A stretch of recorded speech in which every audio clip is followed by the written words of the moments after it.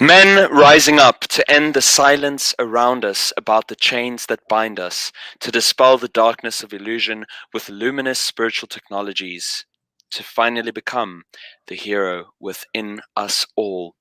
This is Arise, the Honest Man's podcast. I am Karuna Avatar Das. With me is Jai Jagannath Prabhu, as per usual, my dear co-host. And today we have a highly qualified, very experienced, most esteemed guest with us, Rasanath Prabhu. Rasanath Prabhu, he was actually just telling us that this is the very first time that he's going to be sharing this story in a public setting in this way. So it may just be the case that many of you with us today don't have, or whenever you hear this, are not familiar with Rasanath Prabhu. So I'll just give you a bit of his background. Truly a very impressive resume, I must say. I've worked hard on it. So Rasanath is invested in using his knowledge of corporate systems and culture to transform the way the work world operates. Rasanath Prabhu started his professional career in strategy consulting at Deloitte in the year 2000, and then worked as an investment banker for Bank of America from 2006 to 2008. He then, very interestingly, spent 4 years in a monastery, during which time he co-founded his organization Upbuild, which is a leadership development company focused on building cultures of trust in organizations. Very interesting that that's the emphasis, and also something that we will unpack, Prabhu. So Rasanath brings a unique blend of high-intensity corporate experience and monastic inner work, which is very unique to his workshops and coaching. He coaches numerous leaders across multiple verticals, ranging from hedge funds to tech startups. And then Rasanath has also been profiled in the Wall Street Journal, the New York Times, CNN, and PBS. He's got a bachelor's in engineering from the very prestigious Indian Institute of Technology, or IIT, and then also has an MBA from Cornell. So certainly a very qualified personality who's with us today. And we're very honored to have you, Prabhu. Thank you so much for coming, gracing us with your presence. Thank you indeed. We want to start with your story, from investment banker to ashramite monk for 4 years to discovering your business while you're in the ashram. That's just like kind of far out. I have to say your story did extend quite beyond you, because I was living in Chicago in the ashram at the time. And we heard about you joining the ashram. And I remember being particularly astonished because, I mean, not that you should share this, but this was what we were told. You were making bank. You were making like a lot of money, and some figures were given to us at that time. And then for you to like let go of that and enter into an ashram, I was pretty astonished and impressed by that. And then to discover your business inside the ashram. So I want to start with that story. It's just a little bit of fascinating, from the investment banker part to what motivates you to. It's not easy to let go of a bank like that and then join an ashram and then discover your business. Thank you. It's suffering makes you do things that you think you wouldn't do otherwise. So I can honestly say, so I wanted to work on Wall Street since I was 13.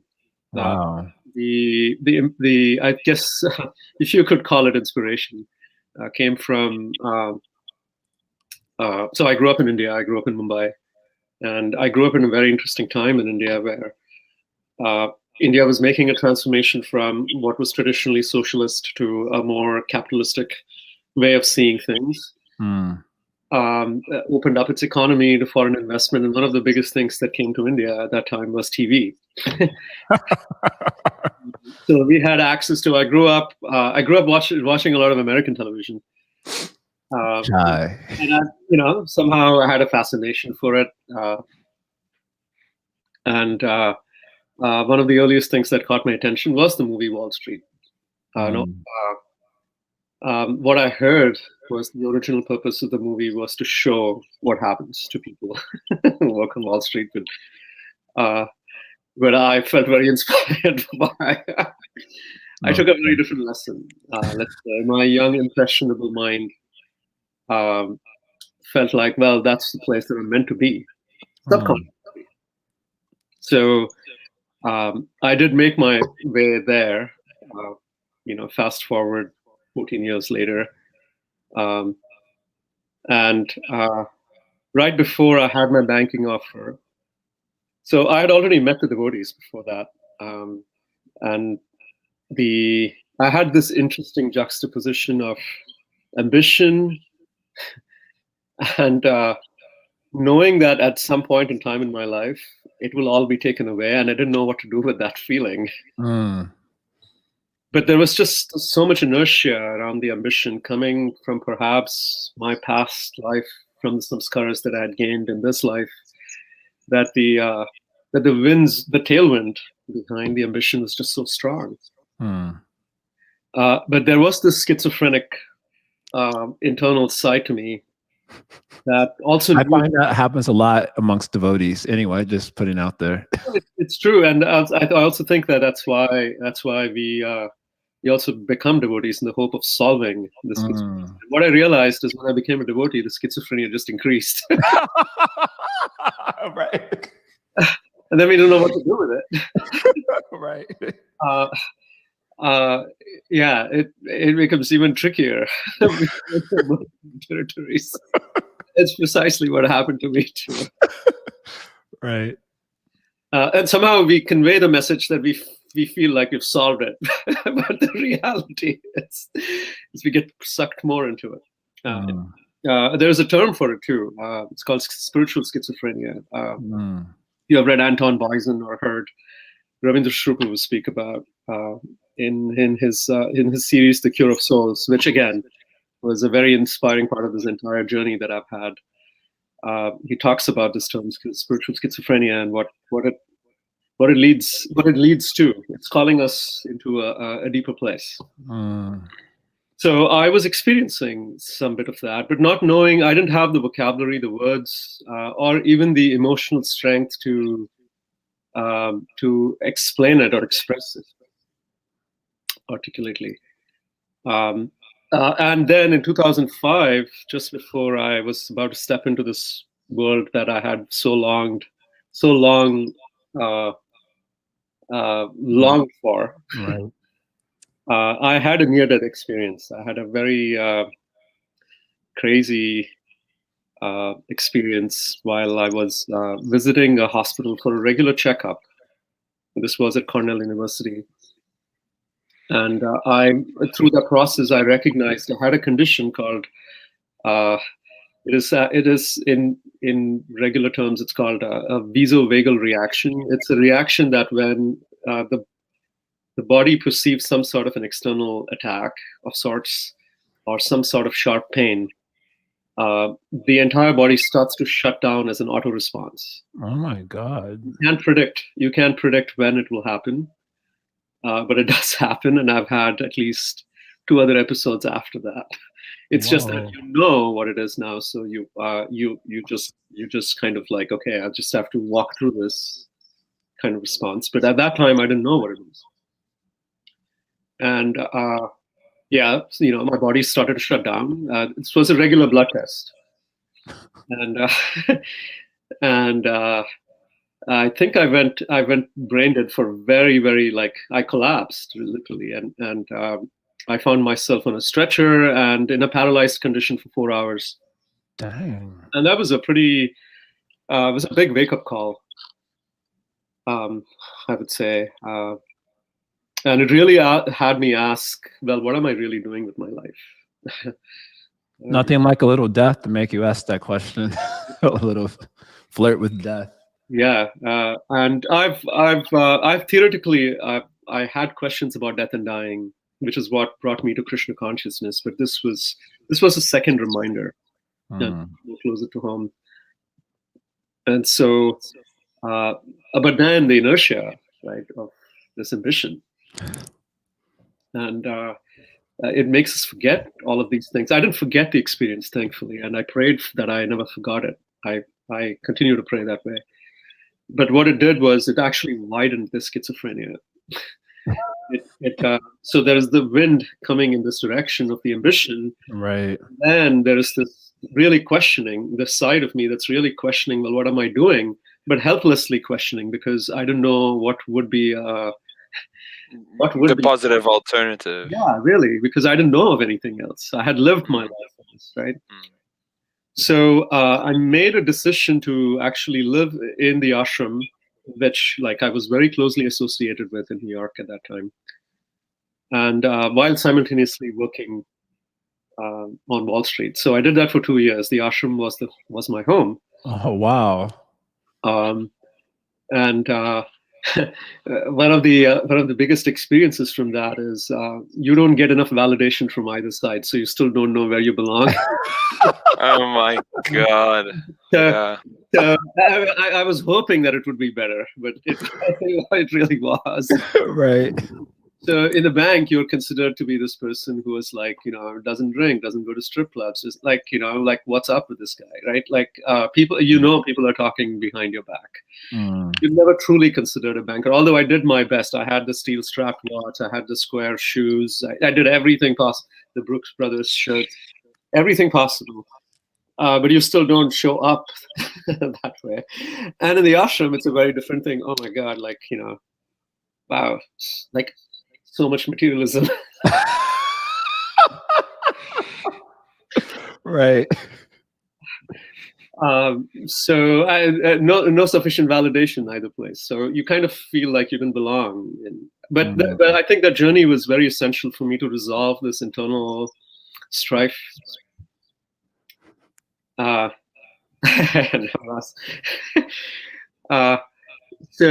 the strife was real. And it was an inner battle of what did I want to choose?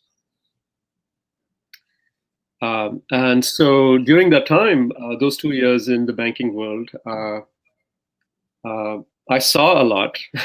It was also the time when the economy crashed, 2008. Oh, true. I saw the high. 2006 was the peak. Going into 2007 was, from a point of view of salaries and what people were making, was just insane. I have to sign a piece to accept the offer. I was paid $60,000 just to put a sign on the sheet. Oh my God! It was great. It was just unprecedented times, really. And that makes you feel like you've done something, you've achieved something. The ego feels very, very good. But then when I stepped in, it was suffering. It was real suffering. I saw the emptiness, experienced the emptiness myself,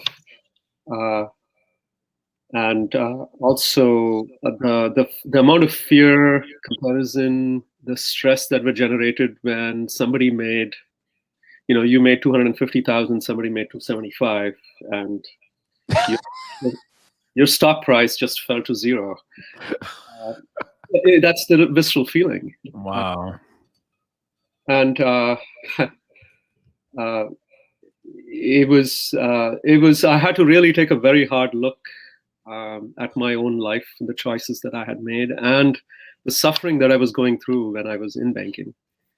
And that's what eventually led me to my last project. I must say this: my last project in investment banking was anyway. I'm just outing myself. This was to take Playboy private. Whoa! And you don't get a choice to actually you are given a project and you don't say no. And it was pretty brutal, especially for someone who has who had taken vows of celibacy. Right.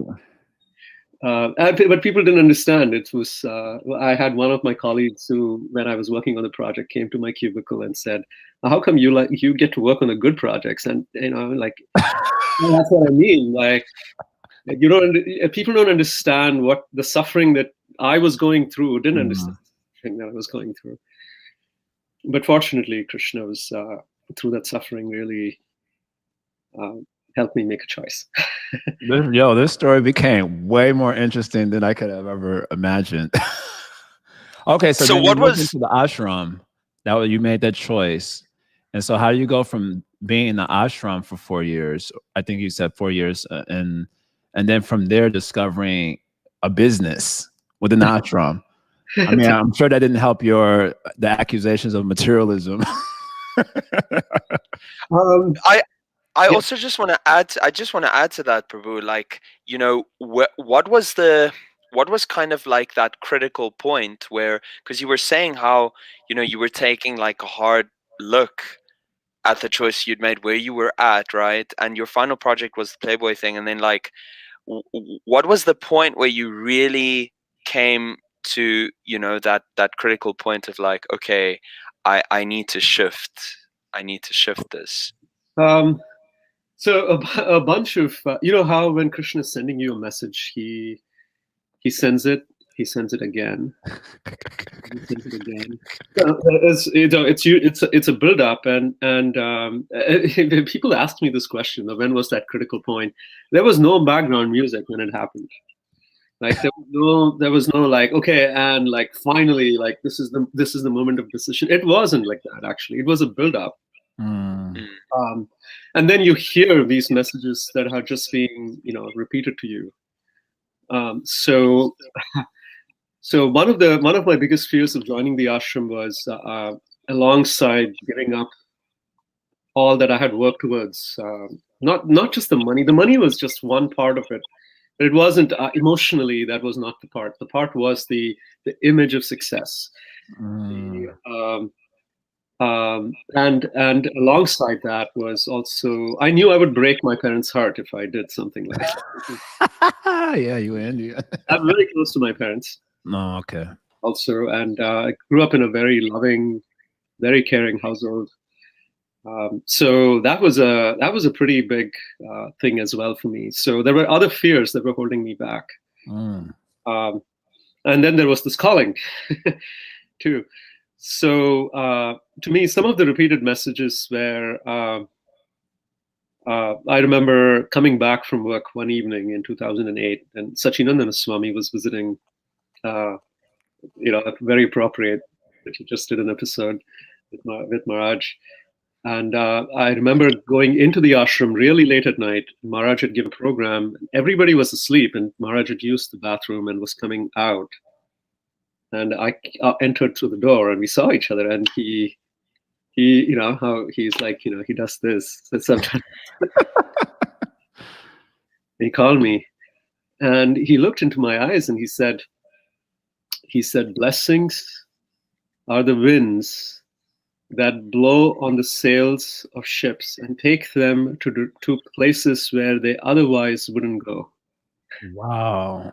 Wait, can you repeat that? Blessings are the winds that blow on the sails of ships and take them to directions that they would otherwise not go. Wow.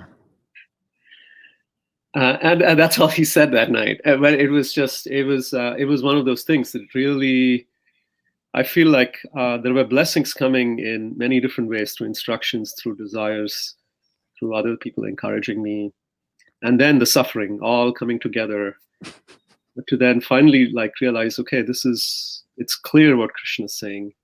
This is what I need to do.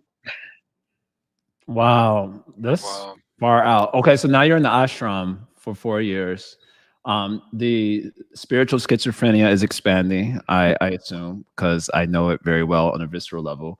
And somehow you go from there to getting an inspiration to start a business while in the ashram, your Upbuild business. So how does that come to be? Yeah, and I also just want to ask, just to clarify, Prabhu, you were in the ashram working as a banker still on Wall Street, but you were in the ashram for 2 years, right? Yes. And then did you then leave your job as an investment banker and continued staying in the ashram, but now you're committed in a full-time capacity, right? Yes. Okay. So I had between the banking and joining the ashram, I had to work another job so that the visa situations and everything get sorted out. But that was a placeholder, and then I joined full time. Okay.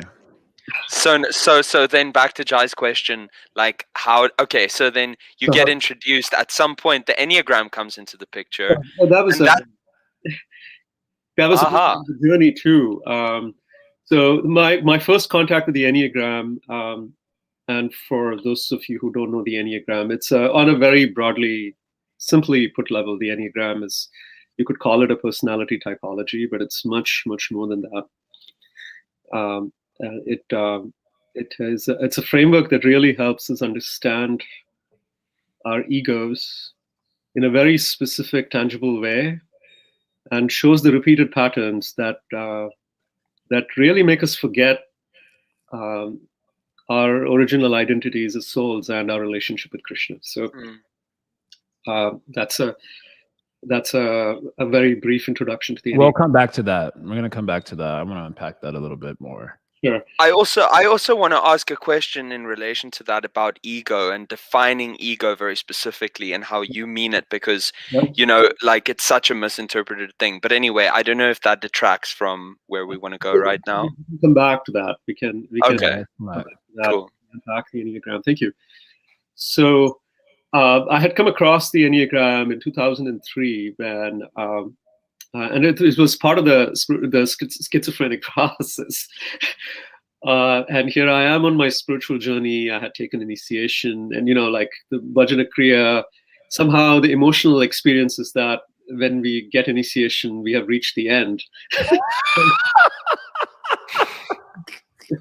Right. Krishna says, "Okay, welcome to the real."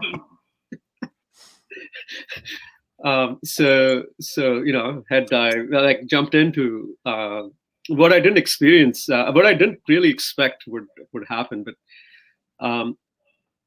I did go through a very dark phase of doubt about everything, while still continuing to chant. And it was a very dark time. It was 2 years of just like waking up in the middle of my sleep and like what is really happening to me.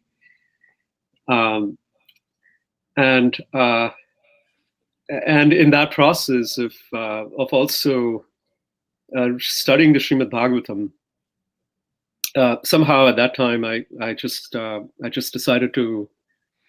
I just said, I'm just going to just take shelter of the Srimad Bhagavatam and let the Bhagavatam guide me in this process. And what really struck me, 2 verses that time from the first canto, one was Tadvag Visargo Janataga Viplavo Yasmin Prati Shlokam Abaddavyatpi. And the Ishrunvanti Gayanti Granti Sadhavaha, there was something about the word honest. That just hit hard. And the honesty and the revolution, there was just a very, very strong connection between those 2 words.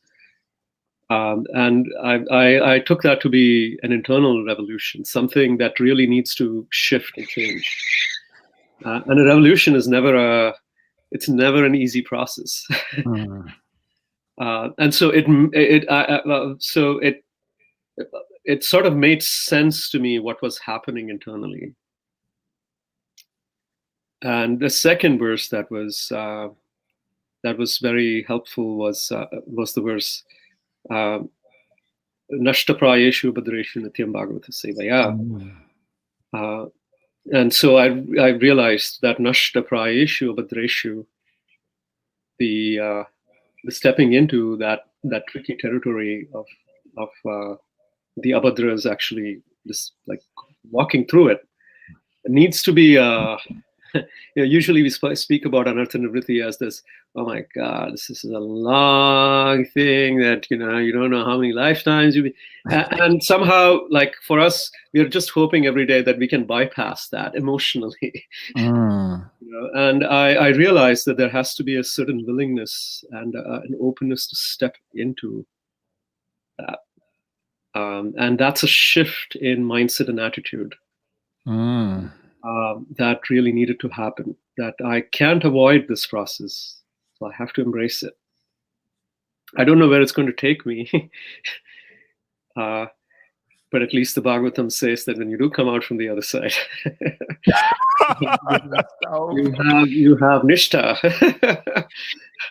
But I also understood that the reason why nishtha appears the way it does is because anartha nivritti, alongside the anarthas leaving you, it also makes you you very clearly recognize that you are not the cause of your anarthas leaving you. True. So when Krishna gets you from point A to point B, it's also important how he gets you there. Because the attitude, when you do land on the other side, is very, very different. So that's what led me to go inwards. And in a couple of conversations with very senior mentors, and I won't mention names for the sake of confidentiality in the relationship. Yes. They were actually looking into the Enneagram. And these are people that are very advanced Vaishnavas, I would say. And they had used the Enneagram as a way of counseling, but also for understanding themselves. It was like very hush-hush. So I received a recommendation to maybe twice. Again, Krishna sends that message a couple of from different places. So that's when I opened the book, and this was Don Riso, Russ Hudson, who were at that time the preeminent teachers of the Enneagram, and their backgrounds were very interesting. Don Riso had spent 20 years in a Jesuit church. And Russ Hudson had done a lot of work with G.I.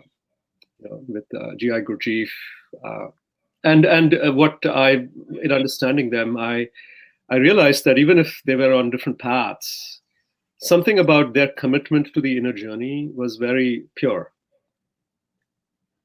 And so, I mean, I'm not gonna. This is totally random, but this is so embarrassing because I mentioned it last week also. Something about saying someone came to an inner journey is very attractive. And I'm so embarrassed to say this. I've been rewatching the Avatar: The Last Airbender with a friend who's never seen it before. And there's this one character, Zuko, who goes from like the bad guy to the good guy by the end of the series. And that journey is just like so beautiful to me. It's kind of embarrassing to share that, but anyway, I just wanted to amplify that point. Whether it's within tradition or not, when you see someone, even a story character, committed to a journey of inner transformation, it's very appealing. Yeah, I just wanted to amplify that. The best way I can put that is there is some purity to the intent. Many times the conclusion, and they're still on a journey to arrive at a conclusion. For some of us, the conclusion has been given. Sometimes we maybe accidentally fell into it. But even for us, we are lucky, and maybe we'll have to rediscover Krishna consciousness in a deeper way, and that's still our inner journey. So that was appealing, and so that's when I started to dabble into the Enneagram. But it was exciting to understand the different personality types, and I have a mind for psychology, so it became intellectual sense gratification more than me. And typing other people, and it's anyway, it's my own immaturity. And then there was a second wave in 2006, 2007, when I was going through this internal decision making complexity, and that at that time the Enneagram showed up again. And at this time, my reaction was, I don't want to read this. I don't want to see this, because it was showing things about myself that I had to look at. Oh, true. And that hurts. It's like, and then you also recognize, well, something here is true. C.S. Lewis, I love this quote by C.S. Lewis. If you are looking for comfort, you will never find the truth. If you're looking for truth, you will eventually find comfort. So there was something there that I had to really look at again. So I went back and I reopened, and I really took a deep dive in understanding my own ego's complexity. And then in the ashram, so this is the third part of the journey. I was in the ashram, and we had, at one point in time, we had 21 brahmacharis staying at the Bhakti Center. Wow. I remember those days because I would visit it on occasion. And so we were actually left with well, how do we care? We were not trained in any sort of formal counseling. And we also recognized that people are coming from very different backgrounds, very different experiences, perhaps even trauma. I know that I had I had some painful experiences. Life is trauma, but we'll come to that on another episode. So and then the ashram becomes a way in which all that trauma actually plays out. And also because the ashram is a very complex environment. You are the ego has not gone away, but you're denying things that the ego actually so strongly craves for, and add a layer of the trauma to it, then you just don't know. And so you see, it's very complex. And when I saw the complexity, both in myself and in other fellow ashramites, I didn't know where to start, how to work through all of it.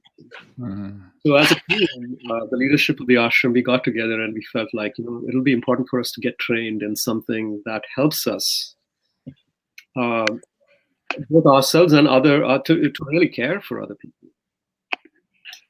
And so all the research that had gone into understanding the Enneagram from 2003 to 2010, we felt like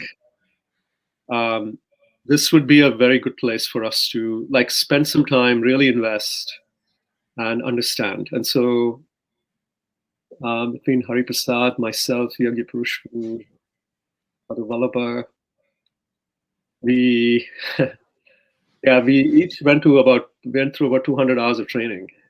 Whoa. And then from there, it was just organic. To your question, Jai Jagannath, about how did this start? As we understood the system, the framework, and we started to teach the Enneagram alongside the Gita, so it was never independent. You would have programs like Gita night, and with it also came an Enneagram sort of report, or how did that work? So we had charted out a journey, and the idea was it was called Excavating Your Ego. And the end of the journey was basically leaving people at a place where they can actually step into the Gita through Arjuna's shoes. What happens when the ego is challenged, and why is it challenged? So that was how we had structured the journey. And so the Enneagram became a very powerful framework that had so many overlaps with the Gita. I mean, it's amazing. That really helped us speak a language and give people very tangible experiences about their stuckness. That then opened the gates for them to inquire spiritually. Wow. That just grew very organically. where companies started inviting us to come and speak to their teams and do workshops for them. And then people started visiting the ashram from that, from organizations, leaders of organizations. So it became a very organic way to bring people and introduce them to the Gita who otherwise wouldn't necessarily be interested. Right. And that success wasn't met with like necessarily like open arms, from what I know. And I would like to get to that part, but before we do that, I would be interested to hear, because our time is a little bit shorter today, the sort of religious roots of the Enneagram, which I think it would be interesting for me, at least, because at the Bhakti Center where I was serving, a lot of devotees there started to get into it or were into it. And I think I have a little bit of that contrarian spirit. So if I see too many people into one thing, I'm just doing the opposite. I don't even care.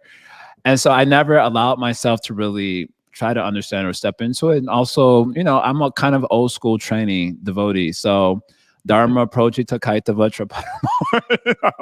trapanamo. This is cheating Dharma. That sort of mentality is very strong in me. Although I'm open because of the sort of things that we hope to do, even through our rise. But I would like to hear, I think it would be interesting and important for people to hear the sort of religious roots that you were kind of sharing with me with the Enneagram. Yeah. And let's just start with that. It's funny, just like with any powerful system, even religion for that matter, it's stripped away from its roots, and we call it appropriation in modern terms. Right. So being appropriated. The Enneagram has also experienced a fair bit of appropriation, and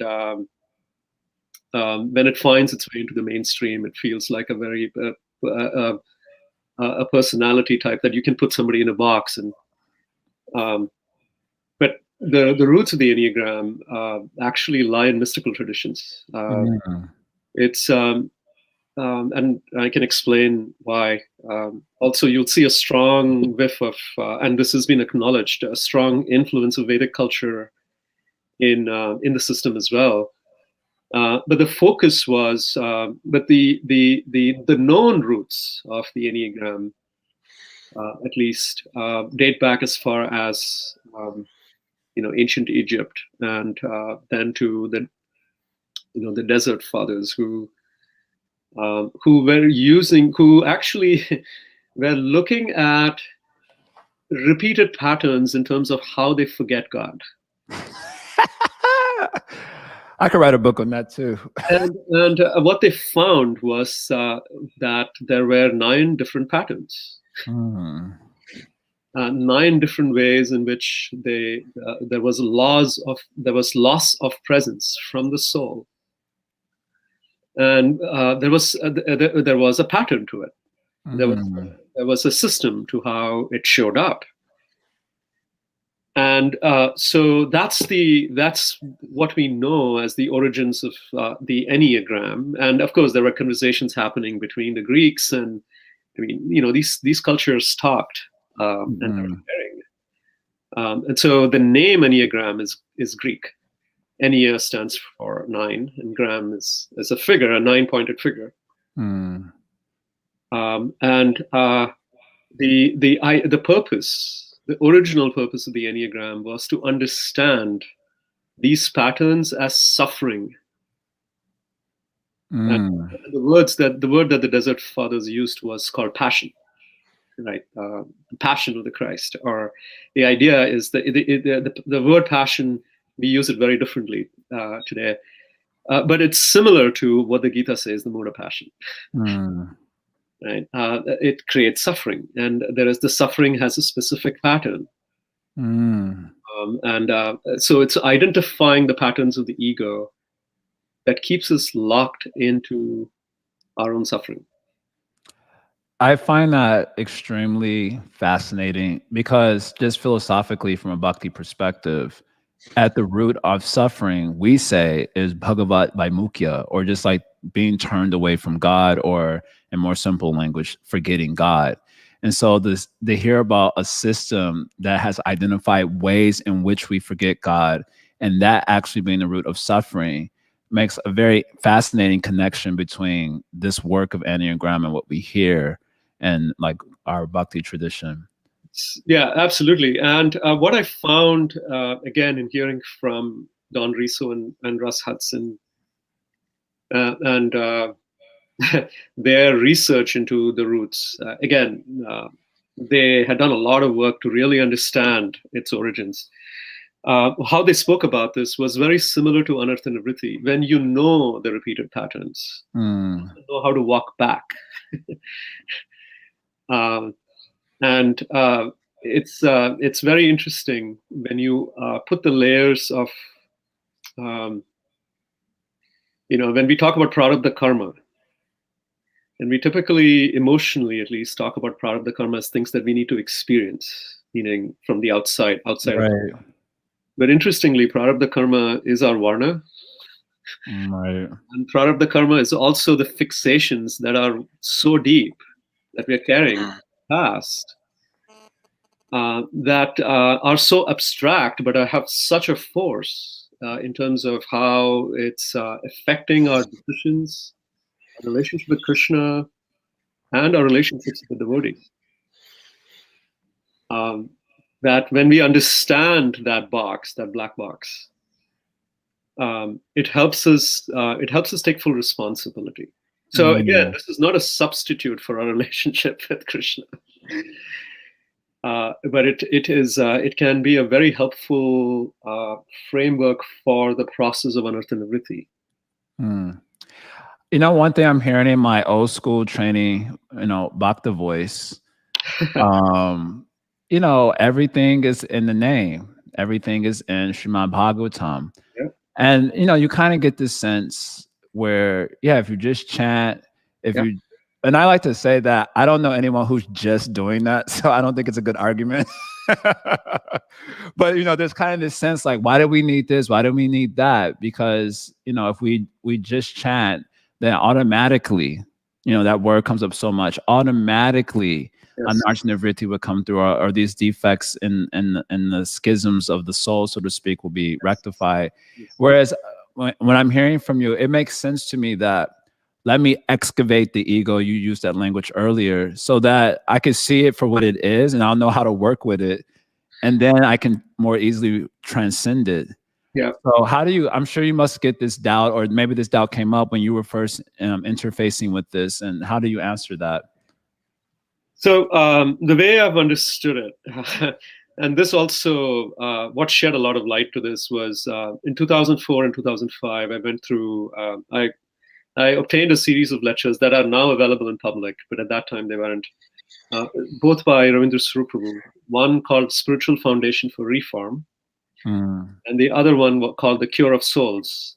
Understanding pathologies in an institution. And it was remarkable. It was actually, what it did to me was it just demystified the complexities of what Anartha Nivritti in an institution can look like.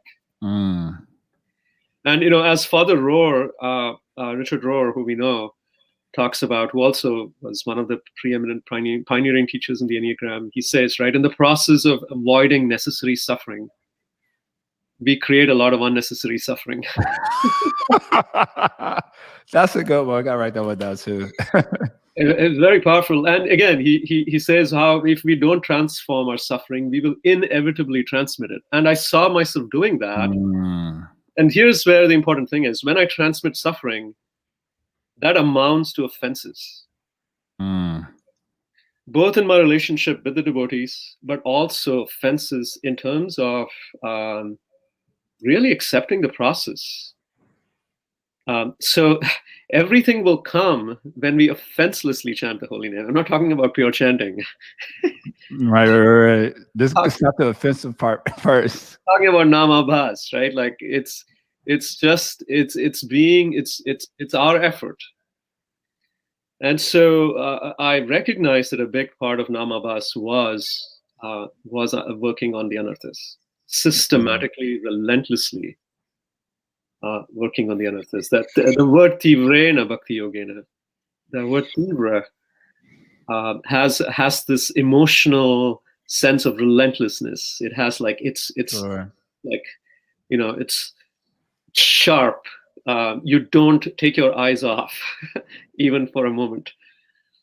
My aspiration even today is to approach my japa from that place, just offenselessly chanting the holy names.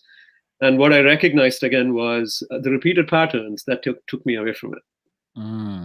In my relationships, in things that occupy my mind, my insecurities that come in, sitting down to chant japa, and there they are. They show up. Hi. And the third thing that it did was then I really understood my prison. And this was a very powerful experience as well. I wish I can go back there time and again. Your prayer, your call to Krishna actually becomes more real.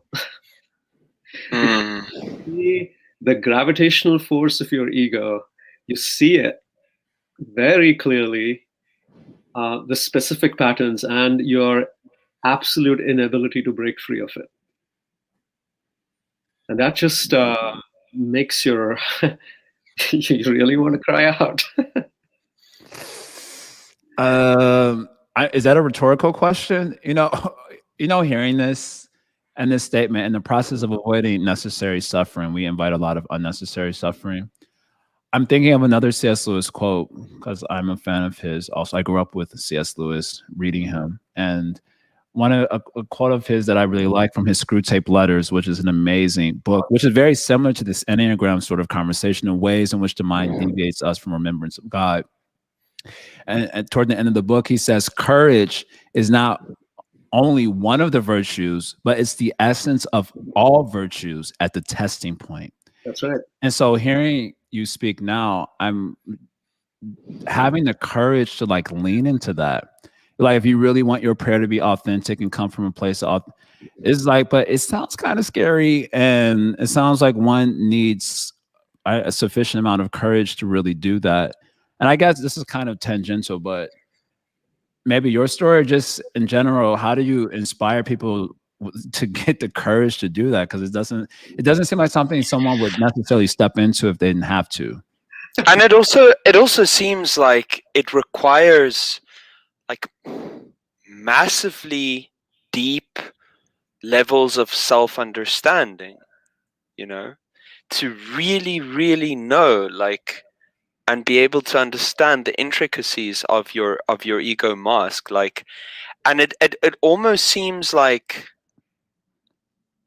because in it seems like this is the whole process is very conscious and very intentional. Yes. And like, Right. and like, another scary thing. Is it?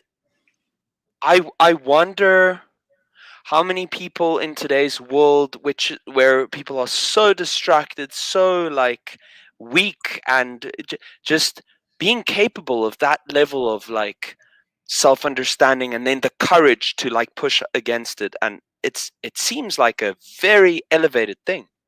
It is on one level you can say it's elevated, and on another level, I would say, I think this is where I consider my share of responsibility, if you could call it. I want to create pockets where those kinds of sangha those kinds of we create spaces where we can step into from a point of view of sangha, from a point of view of conversations, and from a point of view of deliberate practice.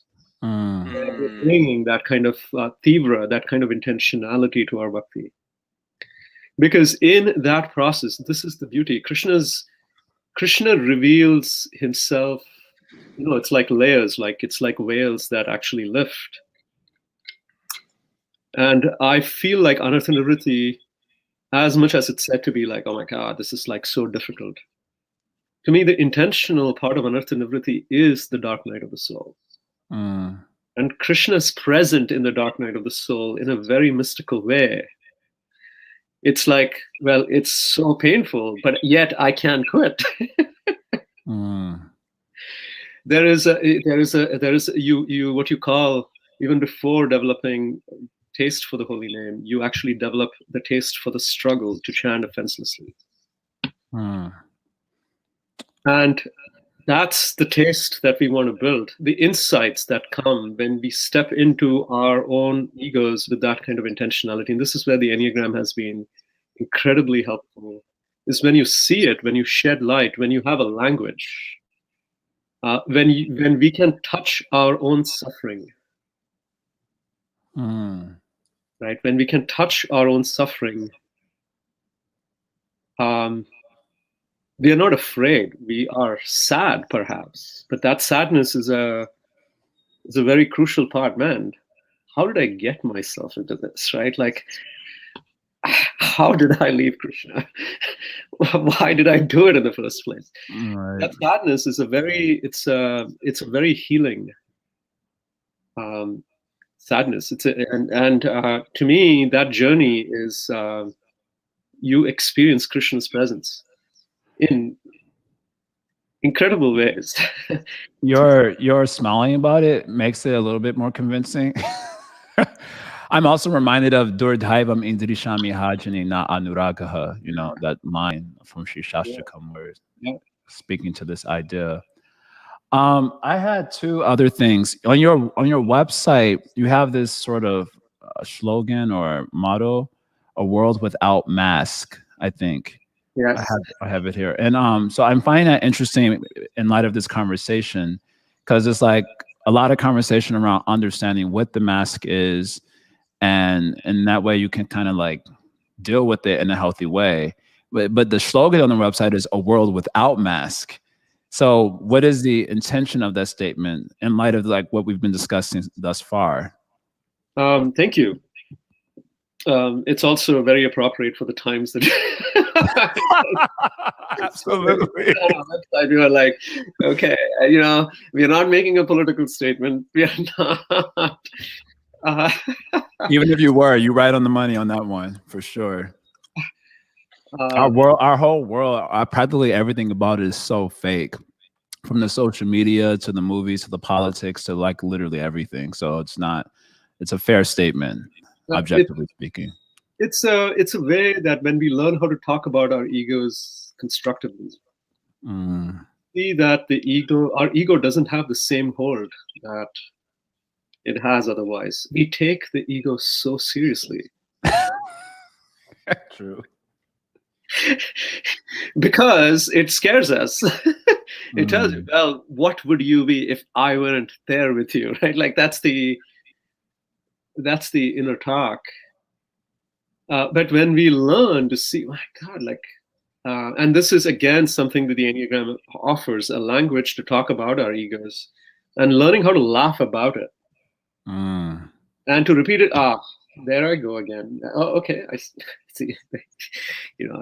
And being able to, in the middle of a conversation, and it happens between my wife and I.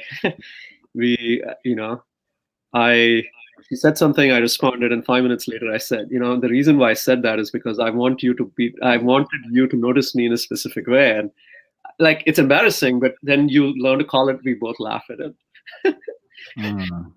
And you practice this calling yourself out, calling the ego out every time it shows up. And that's what we mean by a world without masks, is when we learn to talk about the masks, you see the masks don't have the same effect. And sometimes the masks are necessary because we are traversing very tricky terrains. We don't want to be harmed or hurt. And so we put on the mask to navigate complexity. But when the mask is never taken off, we start to believe we are the masks. That reminds me of the movie The Mask. Yeah. Oh my God, dude. I love that movie growing up as a kid. And, the more he would wear the mask, the more difficult it was to take it off and to realize that he was an entity apart from the mask. Right. So, and you also get addicted to what the mask gives you. Right. Right. So this goes back to the question that you asked Karuna Prabhu about how do you define the ego?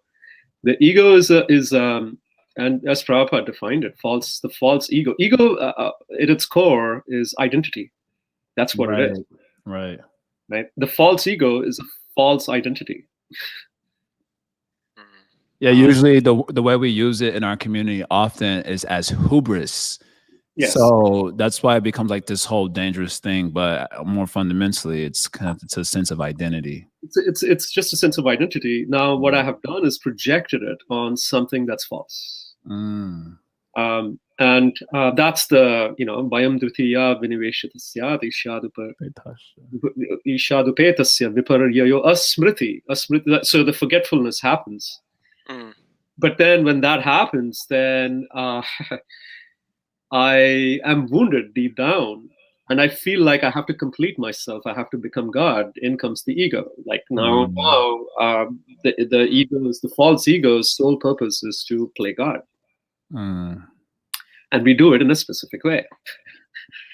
Right? We have our own flavors for it. So that's the we become attached. So now here's the tricky territory. So the ego, what it needs for it to survive is validation. And endless.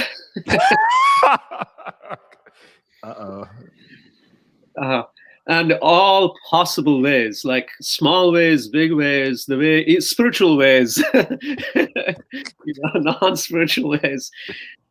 It's like this octopus with tentacles that's just like drawing out validation from people. Like that's its business. And the validation is necessary because without that, we would never feel like God. It's pseudo worship, right? And that's the only way the ego can survive. So what the Enneagram shows is specific kinds of validation that each of the numbers need. And when it doesn't come that way, then we are triggered. That's very fascinating. Just, Oh, sorry. Because our time is very minimal, I want Karuna to ask his thing, but we only have a little bit of time left with you. And I would like to hear about your relationship with this, who is it? Don Russell, Rudd Hudson? I know I butchered the name there. I'm an American, so we do that. I'd like to hear about your relationship with them a little bit, which was kind of something interesting that you shared with me also. But before you get to that, Karuna Avatar, I'm sorry, I just wanted to, because our time is less. Minutes, so it should be okay. Just something which is occurring to me, and I have other thing which I'm also very curious about, but what is the necessity of becoming to bring up Richard Rohr's idea of becoming thoroughly acquainted with the ego and developing the ego in order to be able to really renounce it and eventually put it aside? Amazing question. Yeah, falling upward, right? This is falling upward. I have to say, I practically got all my friends into that book, young friends, particularly at the moment when they were transitioning out of the ashram. And it's interesting because that's when you also said you read that book. And that's when that book was recommended to me. And I just want to say, just experientially to Karuna Avatar, that I definitely see its viability just in my own ashram experience of not like joining and not really having an identity. So like anything, it was like, okay, I'll take this. And then trying to build your identity within the institution. So wanting to be a sannyasi, wanting to be a GBC, wanting to be the best kirtaniya. And so the work that you should have did before you join gets done in this space. And so the time that you're supposed to be making spiritual advancement is actually getting co-opted by this sort of material building and validation of the ego. Anyway, just on an experiential level, I just really resonate with Richard Rohr's idea there. But yeah, maybe you have an answer to this, Rasanath. The idea of the two halves of lives, and this is where I think Prabhupada also really started to think about varnashram towards the end of his manifest pastimes. Again, we see so much in the Chaitanya Charitamrita about Mahaprabhu. That's not where that's pure bhakti. But varnashram has a place and specifically a very big place in Anartha Nivritti stage.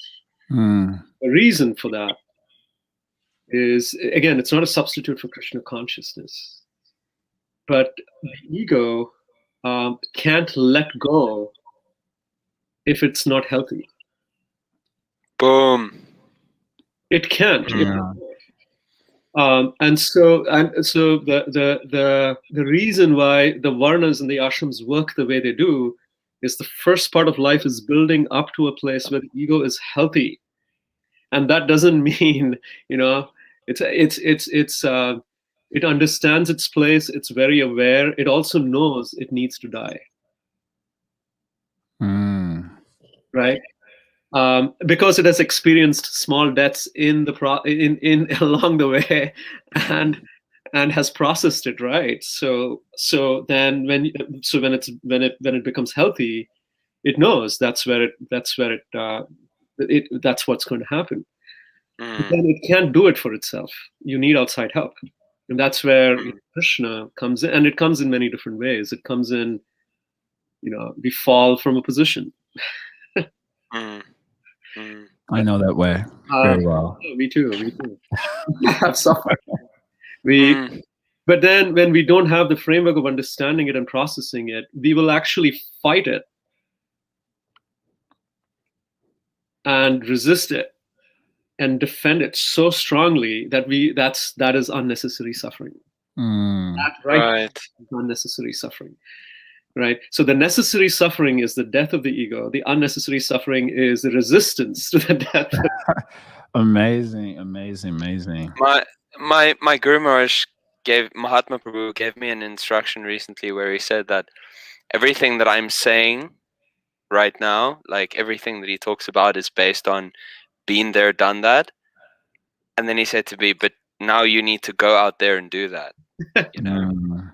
It's true. And so the ashrams are also generated. It's like they are the varnas and the ashrams. They are created in a way that helps us actually build a healthy ego, so that we can let them go. That we can let it go. But when we do it incorrectly, right, and we do it in a skewed way, and this was my realization. When you are a brahmachari, when your psychological system is actually saying you have to become more independent, but your institutional system tells you have to become more dependent, you're torn apart. You're schizophrenic. Right.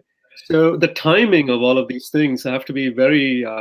The guidance and the timing, all of that have to fall in place for us to be able to, in a healthy way, be able to relinquish the ego. I wish we had another hour with you, because you're just dropping a lot of wonderful insight, but we don't. And I would like to hear just about this last relationship, because it's interesting for me, coming from, I would say, a more orthodox way of thinking. If you're not a devotee, you're bad association. And even if you are a devotee, you're probably bad association too. I'm gonna have to analyze you first. Damn, bro. If you're orthodox, everyone's basically bad association if they're not Srila Prabhupada or not some advanced soul. And I obviously, like I said, I'm an orthodox thinker, so I still think like that largely, but I have opened myself up to trying to appreciate truth wherever I see someone reaching for it. And I think that's healthy, at least for me, on a personal level. So I was kind of, and I know your time is last, so you only can give a summary of this, but your relationship with these, how do you say their name? Don Riso and Don Richard Riso and Russ Hudson. Yeah, you had an interesting relationship with them that you were sharing with me. I'd like to hear that to conclude. So to talk about the orthodoxy, I was very. I think a lot of people don't know this about me. I think many people think that I'm just a liberal and out there doing this thing. I don't know what he's doing. I've heard comments about it's fallen down. Oh my God. I internally, I'm a conservative, actually. Yeah, I know it well. And so it's been very helpful for me to actually okay, what am I taking up is this. And so what I've also appreciated over time is all of those criticisms have only been helpful because it just reminds me of maybe the place that it came from wasn't necessarily always sensitive and understanding of the truth, but I've always tried to take all of those criticisms as Krishna's way of telling me that I have to be careful. And they have basis, because in Krishna consciousness, a lot of people substitute other things for, and it takes them away from their devotional life. It's tragic. For me, we have navigated it very thoughtfully, tried to, without any sense of bravado, and always having people around us to tell us, okay, if you're going too much, well, how should we pull back? So without a proper support structure and system in place.